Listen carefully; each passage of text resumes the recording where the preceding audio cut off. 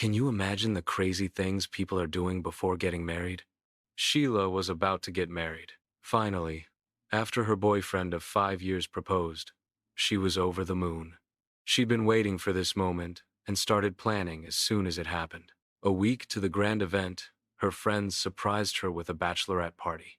During her bachelorette party celebration, Sheila decided to contact Benjamin, her ex, who had been hoping and asking for an opportunity to get back with her.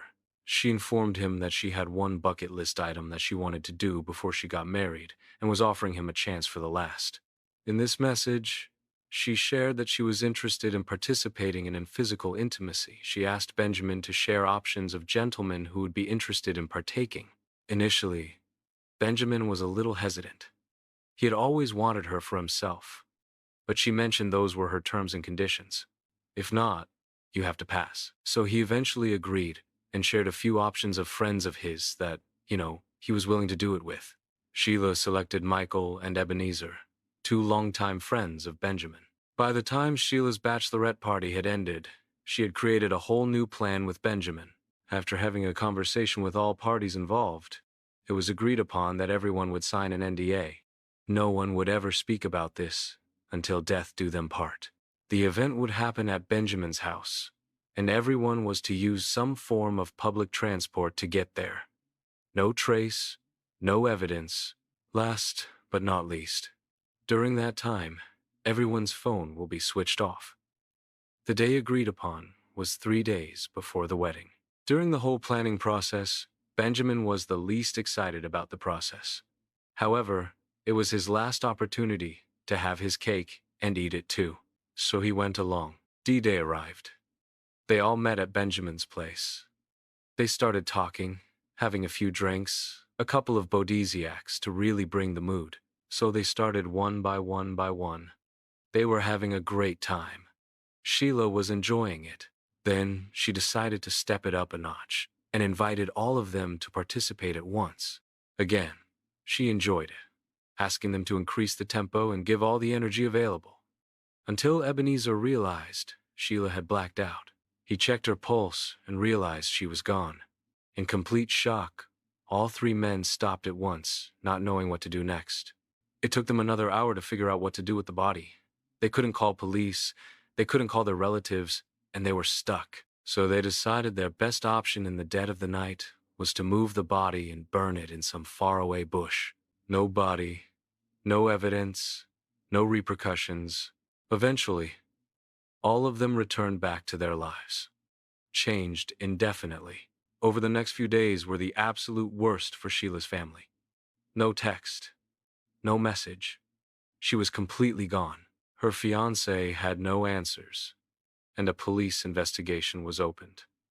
Unfortunately, no body, no crime. No one had any answers. 2 weeks after the incident, Ebenezer, who was married with a wife and 2 kids, decided to take his family away from this commotion and reconnect. So they went on a trip to the countryside. As they were lying in bed cuddling, Ebenezer got up to go to the bathroom when his wife suddenly heard a scream. Ebenezer had been bitten by a snake in the toilet. The ambulance was called, but unfortunately, he passed away on his way to the hospital. The news was a shock to everyone. People cried, mourned, and were a little confused by the series of events, especially Michael and Benjamin. After Ebenezer's funeral, the remaining two decided to keep a very low profile. They didn't want to cause commotion, and they were feeling a little unsettled by the whole incident. Michael sits in his car, headed out of town, when it suddenly starts to rain.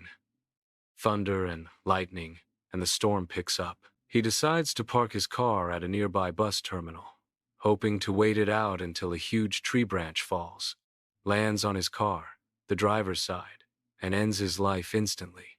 Again, news broke out. Again, confusion. And this time, Benjamin feared for his life. He quickly went to church, decided to confess all his sins to a priest, explaining the situation and begging God for forgiveness. The priest told him that, "Look, at this point, all you can do is turn yourself into the police, and God will forgive and wash away your sins."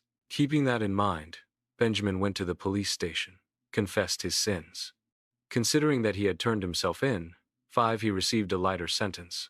However, day 1 in jail was not looking good. Benjamin was absolutely distressed, knowing not what to do.